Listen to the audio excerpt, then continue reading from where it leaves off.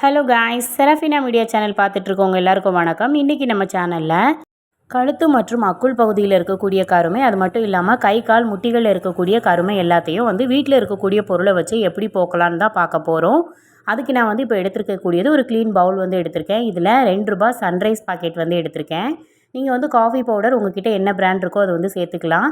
இதில் நம்ம கொஞ்சமாக தான் சேர்த்துக்க போகிறோம். இந்த காஃபி பவுடர் பார்த்தோம் அப்படின்னா நம்மளோட கழுத்து பகுதி அக்குள் பகுதி மட்டும் இல்லாமல் நம்ம உடம்புல இருக்கக்கூடிய கருமையை போக்குறதுக்கு ரொம்பவே ஹெல்ப் பண்ணும்.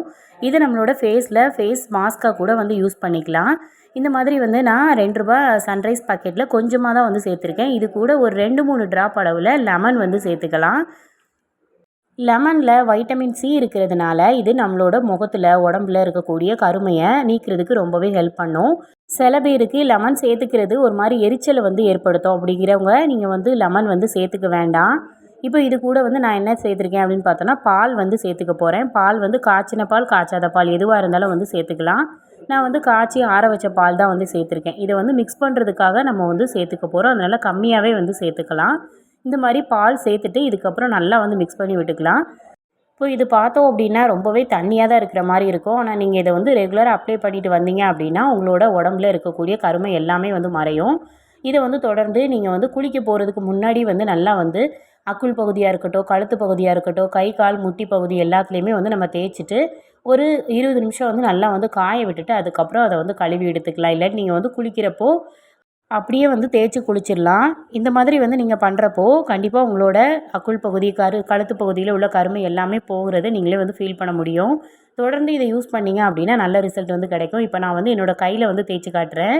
எந்த ஒரு க்ரீமோ இல்லை நீங்கள் ஹோம் ரெமடி ட்ரை பண்ணுறீங்க அப்படின்னாலும் ஃபஸ்ட்டு கையில் அப்ளை பண்ணி பார்த்துக்கோங்க.